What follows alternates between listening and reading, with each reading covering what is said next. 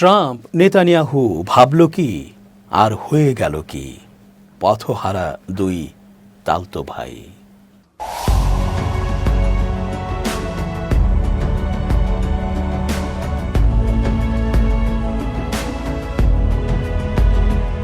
আসসালামু আলাইকুম প্রিয় দর্শক, আমন্ত্রণ আজকের আলোচনায়। চেঞ্জ টিভির আন্তর্জাতিক চোখ অনুষ্ঠানে এস.জে. রতন স্বাগত জানাচ্ছি। ট্রাম্প তো এখন আলোচনার জন্য মুখিয়ে আছেন, ইরানের কাছে ধর্ণা দিচ্ছেন কোনোভাবে যেন ইরান রাজি হয় আলোচনার জন্য। কারণ যুদ্ধের এই অবস্থায় আর এর ভার নিতে পারছে না আমেরিকা, ইসরায়েল। তারা যেভাবে ভেবেছিল যে এই যুদ্ধে ইরান পুরো স্তব্ধ হয়ে থেমে যাবে, রেজিমের পরিবর্তন হয়ে যাবে, কিন্তু সেভাবে হলো না, বরং ব্যাকফায়ার করলো। এখন ঠেলা সামলাও এই অবস্থা। যেন পথহারা দুই তালতো ভাই তাদের বাপ মা খুঁজে পেতে পথে পথে ঘুরছে। বিশ্লেষকরা জানাচ্ছেন, এখন যা হলো, এই অবস্থার ধাক্কা সামলানোর শক্তি কি তাদের আর অবশিষ্ট আছে? ইরানের সর্বোচ্চ নেতা আয়াতুল্লাহ আলী খামেনি নিহত হওয়ার পর মধ্যপ্রাচ্যে স্বস্তি, শোক এবং অনিশ্চয়তা সব একসঙ্গে দেখা দিচ্ছে। অনেক ইরানির কাছে এটি সবচেয়ে শোকাবহ ঘটনা, কারো কারো কাছে দমন পীড়নের এক অধ্যায়ের অবসান। কিন্তু বিশ্লেষকদের সতর্কবার্তা, এটি হয়তো অত্যন্ত জটিল এক সমস্যার আশু সহজ সমাধান, যার পরিণতি অনিশ্চিত এবং বিপজ্জনকও হতে পারে। শীর্ষ নেতৃত্ব অপসারণ, কিন্তু কাঠামো অটুট। 4 দশকের বেশি সময় ধরে ইরানের শাসন ব্যবস্থা এক ধরনের ধর্মতান্ত্রিক কর্তৃত্ববাদের রূপ নিয়েছে। রাষ্ট্রের সামরিক, গোয়েন্দা ও বিচারিক কাঠামোর ওপর সর্বোচ্চ নেতার প্রত্যক্ষ প্রভাব ছিল। খামেনির মৃত্যুর সঙ্গে সঙ্গেই শুধু একজন ব্যক্তির অবসান ঘটেছে, কিন্তু তার নির্মিত ক্ষমতার কাঠামো কি ভেঙে পড়েছে? ইসরায়েলি কর্মকর্তারা ইঙ্গিত দিয়েছেন, ইরানের শীর্ষ নেতৃত্ব একত্রিত হওয়ার সুযোগে হামলাটি দ্রুততর করা হয়। মার্কিন প্রেসিডেন্ট ডোনাল্ড ট্রাম্পও ইঙ্গিত দিয়েছেন, বিকল্প নেতৃত্ব নিয়ে তার চিন্তা ছিল, তবে তিনি প্রকাশ্যে কোনো নাম বলেননি। এখন প্রশ্ন, তেহরান কাকে সামনে আনবে? ভেনেজুয়েলার মতো নয় ইরান। কিছু বিশ্লেষক যুক্তরাষ্ট্রের অতীত কৌশলের সঙ্গে তুলনা টানছেন। যেমন ভেনেজুয়েলায় মার্কিন প্রশাসন নিকোলাস মাদুরোর বিকল্প হিসেবে বিরোধী নেতৃত্বকে সামনে আনার চেষ্টা করেছিল, কিন্তু ইরানের বাস্তবতা সম্পূর্ণ ভিন্ন। 9 কোটির বেশি মানুষের দেশটিতে লাখ লাখ মানুষ সরাসরি বা পরোক্ষভাবে রাষ্ট্রীয় কাঠামোর ওপর নির্ভরশীল। নিরাপত্তা বাহিনীর একটি অংশ গত জানুয়ারির বিক্ষোভ দমনে কঠোর ভূমিকা রেখে নিজেদের অবস্থান আরও শক্ত করেছে। বিশেষ করে Islamic Revolutionary Guard Corps IRGC ইরানের ক্ষমতার কেন্দ্রে। শীর্ষ নেতৃত্বের কয়েকজন সামরিক ও নিরাপত্তা কর্মকর্তা নিহত হয়। সামরিক শূন্যতা তৈরি হয়েছে বটে, কিন্তু এই কাঠামো দ্রুত নিজেদের পুনর্গঠিত করতে পারে। কে নেবেন নেতৃত্ব? ইতিহাস বলছে, কেবল বিমান হামলা দিয়ে কোনো শক্ত রাষ্ট্রের শাসন ব্যবস্থা সহজে ভেঙে ফেলা যায় না। আর ভেঙে গেলেও আক্রমণকারীদের পছন্দের বিকল্প শক্তি ক্ষমতায় আসে না। ইরানেও সেই ঝুঁকি প্রকট। কট্টরপন্থীরা ক্ষমতার শূন্যতা দ্রুত পূরণে তৎপর হতে পারে নিজেদের টিকে থাকার তাগিদেই। তারা হয়তো যুক্তরাষ্ট্র, ইসরায়েলের নিশানায় পরিণত হওয়ার ভয় পাবে, কিন্তু অতীতে এই ভয় নেতৃত্বের সংকট তৈরি করেনি, বরং শক্ত অবস্থানই ছিল তাদের রাজনৈতিক পুঁজি। শাসক গোষ্ঠীর ভেতর থেকে এমন কোনো ঐকমত্য তৈরি হওয়া যেখানে আন্তর্জাতিক চাপ কমাতে সাময়িক নমনীয়তার ভান করা হবে, তবে সেটি তেহরানের কাছে দুর্বলতার বার্তা হিসেবেও বিবেচিত হতে পারে। ভাঙনের ঝুঁকি, সবচেয়ে বড় আশঙ্কা হলো, কোনো একক গোষ্ঠী যদি নিয়ন্ত্রণ নিতে না পারে, তাহলে ইরান আংশিক ভাঙনের দিকে যেতে পারে। একদিকে উদযাপন, অন্যদিকে প্রতিশোধ ও সহিংসতা। এই দ্বিমুখী বাস্তবতা দেশটিকে অস্থিতিশীল করে তুলতে পারে।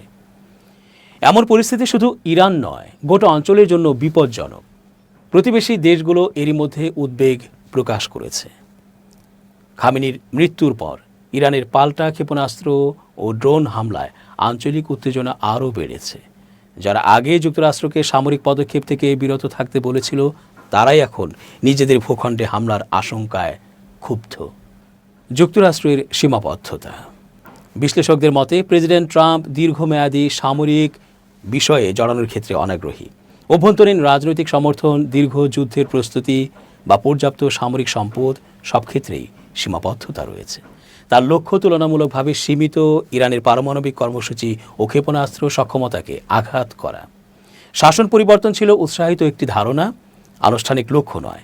ফলে তিনি যে কোনো সময় সাফল্য ঘোষণা করতে পারেন, ইরানের অভ্যন্তরীণ বাস্তবতা যাই হোক না কেন। দীর্ঘমেয়াদী অনিশ্চয়তা, প্রযুক্তি, গোয়েন্দা তথ্য এবং সামরিক শক্তিতে যুক্তরাষ্ট্র ও ইসরায়েলের আধিপত্য তাদের দ্রুত ও নির্ভুল আঘাত হানতে সক্ষম করেছে। কিন্তু ইরানের জটিল সামাজিক রাজনৈতিক কাঠামো, দীর্ঘদিনের মতাদর্শিক ভিত্তি এবং আঞ্চলিক প্রভাব বলয় এসবকে কেবল শীর্ষ নেতৃত্ব সরিয়ে দিয়ে বদলানো সম্ভব নয়। অর্ধ শতাব্দী ধরে যুক্তরাষ্ট্রের জন্য ইরান এক কৌশলগত প্রতিবন্ধক। খামেনির অপসারণ সেই কাঁটা তুলে ফেলেছে নাকি আরও গভীরে প্রবেশ করিয়েছে, তা এখনই বলা কঠিন। একটি বিষয় স্পষ্ট, ক্ষমতার শূন্যতা সৃষ্টি করা সহজ, কিন্তু সেই শূন্যতা কে এবং কিভাবে পূরণ করবে তার উপরে নির্ভর করছে মধ্যপ্রাচ্যের আগামী অধ্যায়। ইরানের সর্বোচ্চ নেতা আয়াতুল্লাহ আলী খামেনি এবং প্রতিরক্ষা মন্ত্রী সহ শীর্ষ সামরিক কমান্ডারের নিহতের ঘটনা মধ্যপ্রাচ্যের ভূ রাজনীতিকে এক চরম অনিশ্চয়তার মুখে ঠেলে দিয়েছে। ওয়াশিংটন ও তেল আবিবের ডিক্যাপিটেশন স্ট্র্যাটেজি বা নেতৃত্ব শূন্য করার কৌশলের জবাবে ইরান তার সব শক্তি দিয়ে পাল্টা আঘাত শুরু করেছে। কাতার, সংযুক্ত আরব আমিরাত সহ উপসাগরীয় অঞ্চলের মার্কিন ঘাঁটিগুলোয় ইরানি ক্ষেপণাস্ত্রের গর্জন এখন নিয়মিত ঘটনায় পরিণত হয়েছে। এই রক্তক্ষয়ী সংঘাতের আবহে সবচেয়ে বড় প্রশ্ন হয়ে দাঁড়িয়েছে, এই যুদ্ধ কি কেবল কয়েকদিনের সীমিত সংঘাত, নাকি এটি একটি দীর্ঘমেয়াদী এবং ভয়াবহ আঞ্চলিক যুদ্ধে রূপ নেবে? বিশ্লেষকদের মতে ইরান এখন আর যুদ্ধ এড়ানোর পুরনো কৌশলে নেই। 2025 সালের জুনে ইরানের পারমাণবিক স্থাপনায় মার্কিন ও ইসরায়েলি হামলার পর তেহরানের নীতি নির্ধারকদের মধ্যে এক ধরনের সংশয়হীনতা তৈরি হয়েছে। ইরান বুঝতে পেরেছে যুদ্ধ কোনো আসন্ন হুমকি নয়, বরং তারা এরই মধ্যে একটি চলমান যুদ্ধের আবর্তে নিমজ্জিত। ইরানের জেনারেলরা এখন বিশ্বাস করেন যুক্তরাষ্ট্র ও ইসরায়েলের এই আধিপত্য চূর্ণ করার একমাত্র উপায় হলো যুদ্ধকে তাদের কমফোর্ট জোন থেকে বের করে আনা, অর্থাৎ দ্রুত ও নিয়ন্ত্রিত সামরিক অভিযানের পরিবর্তে একে এমন এক দীর্ঘস্থায়ী ও ক্ষয়িষ্ণু যুদ্ধে রূপান্তর করা যার ব্যয়ভার বহন করা ওয়াশিংটন ও তেল আবিবের জন্য অসহনীয় হয়ে উঠবে। অন্যদিকে ডোনাল্ড ট্রাম্পের নেতৃত্বাধীন মার্কিন প্রশাসন যদিও শক্তি প্রদর্শনে দ্বিধাহীন, তবুও তারা একটি অনির্দিষ্টকালের ব্যয়বহুল যুদ্ধে জড়িয়ে পড়তে কতটা আগ্রহী তা নিয়ে সন্দেহ রয়েছে। তবে খামেনির মৃত্যুর পর এই লড়াই ইরানের জন্য অস্তিত্ব রক্ষার লড়াই। ইরানি প্রবাদ, একবারই মৃত্যু একবারই বিলাপ, এর মর্মার্থ ধারণ করে দেশটি এখন একটি সর্বাত্মক আঞ্চলিক যুদ্ধের ঝুঁকি নিতে প্রস্তুত বলে মনে হচ্ছে। ফলে যুক্তরাষ্ট্র ও ইসরায়েলি বাহিনীর পক্ষ থেকে লড়াই থামানোর ইঙ্গিত না মিললে এই সংঘাত এক দীর্ঘ ও নারকীয় যুদ্ধের দিকে মোড় নিতে পারে। যুদ্ধের নতুন সমীকরণ ও ইরানের রণকৌশল।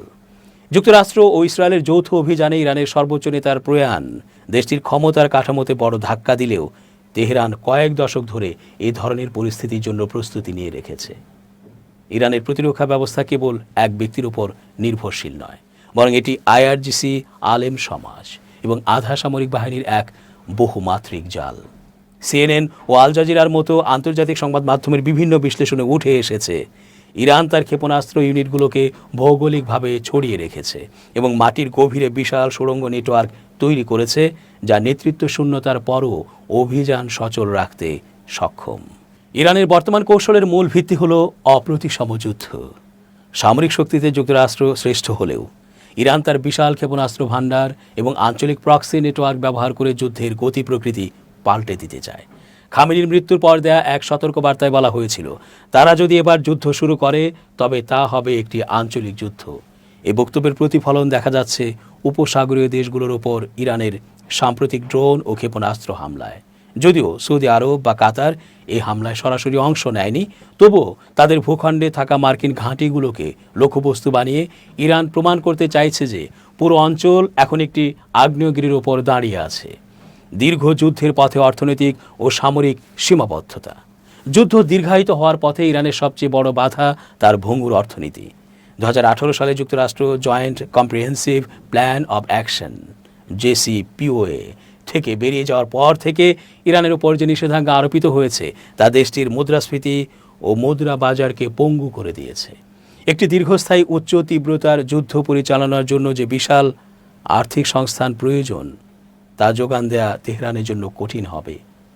বিশেষজ্ঞরা বলছেন, তেল রপ্তানি বাধাগ্রস্ত হলে এবং যুদ্ধক্ষেত্রে রাষ্ট্রীয় সম্পদ ব্যয় হলে ইরানে অভ্যন্তরীণ অসন্তোষ ও সামাজিক অস্থিরতা দেখা দিতে পারে। সামরিক দিক থেকেও ইরানের কিছু স্পষ্ট সীমাবদ্ধতা রয়েছে। ইসরায়েল ও যুক্তরাষ্ট্রের অত্যাধুনিক স্টেলথ ফাইটার এবং বিমান শ্রেষ্ঠত্বের বিপরীতে ইরানের আকাশ প্রতিরক্ষা ব্যবস্থা এবং পুরনো আমলের বিমান বাহিনী কতক্ষণ টিকবে তা নিয়ে সন্দেহ রয়েছে। তবে ইরানের সুবিধা হলো তার সহনশীলতা। পশ্চিমা দেশগুলো যেখানে সামান্য ক্ষয়ক্ষতিতেই জনমতের চাপে পিছু হটতে বাধ্য হয়, সেখানে ইরান দীর্ঘ সময় ধরে ক্ষয়ক্ষতি সহ্য করে লড়াই চালিয়ে যাওয়ার মানসিক সক্ষমতা রাখে। এই অপ্রতিসম রেজুলেশন বা সংকল্পের কারণেই ইরান যুক্তরাষ্ট্রকে একটি অন্তহীন যুদ্ধের জালে আটকাতে চায়। উপসাগরীয় অঞ্চলের ভবিষ্যৎ ও বৈশ্বিক প্রভাব। যুক্তরাষ্ট্র ইসরায়েল বনাম ইরান যুদ্ধ যদি দীর্ঘায়িত হয়, তবে তা বৈশ্বিক জ্বালানি বাজারে বিপর্যয় ডেকে আনবে। বিশ্বের অন্যতম সংবেদনশীল নৌপথ হরমুজ প্রণালী অবরুদ্ধ হওয়ার সম্ভাবনা দেখা দিলে তেলের দাম আকাশচুম্বী হবে। এর ফলে এশীয় দেশগুলো, বিশেষ করে চীন ও ভারত, তাদের জ্বালানি নিরাপত্তার জন্য বিকল্প খুঁজতে বাধ্য হবে, যা দীর্ঘমেয়াদে উপসাগরীয় অঞ্চলের গুরুত্ব কমিয়ে দিতে পারে। উপসাগরীয় দেশগুলোর সংগঠন জিসিসির মধ্যেও এই যুদ্ধ বিভাজন তৈরি করতে পারে। কাতার ও ওমান ঐতিহাসিকভাবে তেহরানের সঙ্গে আলোচনার পথ খোলা রাখতে চাইলেও সৌদি আরব ও সংযুক্ত আরব আমিরাত প্রতিরক্ষা ও দমনের নীতিতে বিশ্বাসী। একটি দীর্ঘস্থায়ী যুদ্ধ এই দেশগুলোকে বাধ্য করবে যে কোনো এক পক্ষ বেছে নিতে। এর ফলে ওই অঞ্চলের অর্থনৈতিক প্রবৃদ্ধি ও আধুনিকায়ন থমকে যেতে পারে। রাশিয়ার ভূমিকা ও ভূ রাজনৈতিক পুনর্গঠন। বিভিন্ন থিঙ্ক ট্যাঙ্ক রিপোর্ট অনুযায়ী মধ্যপ্রাচ্যের এই অস্থিতিশীলতার সুযোগ নিতে পারে রাশিয়া। মস্কো এই সুযোগে ওই অঞ্চলে তাদের অস্ত্র বিক্রি বাড়াতে পারে এবং যুক্তরাষ্ট্রের মনোযোগ ইউক্রেন থেকে সরিয়ে মধ্যপ্রাচ্যে নিবদ্ধ করতে প্ররোচিত করতে পারে। চীনের জন্য এই যুদ্ধ একটি সুযোগ হতে পারে নিজেকে শান্তি রক্ষাকারী মধ্যস্থতাকারী হিসেবে প্রতিষ্ঠিত করার, যা গত কয়েক বছর ধরে বেইজিং অত্যন্ত নিপুণভাবে করে আসছে। অনিশ্চয়তার হাতছানি। পরিশেষে বলা যায়, যুক্তরাষ্ট্র ইসরায়েলের সঙ্গে ইরানের বর্তমান সংঘাত সামরিক শ্রেষ্ঠত্বের লড়াই নয়, বরং এটি অস্তিত্ব ও সংকল্পের লড়াই। ইরান যদি তার একবারই মৃত্যুর দর্শনে অটল থাকে এবং যুক্তরাষ্ট্র যদি আলোচনার পরিবর্তে চূড়ান্ত সামরিক সমাধানের পথে হাঁটে, তবে এই যুদ্ধ কেবল তেহরান বা তেল আবিবে সীমাবদ্ধ থাকবে না। এটি একটি দীর্ঘস্থায়ী আঞ্চলিক যুদ্ধে পরিণত হবে, যা মার্কিন বৈশ্বিক আধিপত্যের পতনকে ত্বরান্বিত করতে পারে। যুদ্ধের এই প্রেক্ষাপটে ওয়াশিংটনের সামনে এখন দুটি পথ খোলা। হয় ইরানের সঙ্গে একটি নতুন পারমাণবিক সমঝোতায় আসা, অথবা এমন এক আঞ্চলিক যুদ্ধের নরকে ঝাঁপ দেয়া যার শেষ কোথায় বা কখন তা কারও জানা নেই। সূত্র CNN, Al Jazeera, India Today ও রেসপন্সিবল স্টেটক্রাফটস। দর্শক, আজ এ পর্যন্তই। ধন্যবাদ। changetv.press, এক ফোঁটা হলুদ নেই।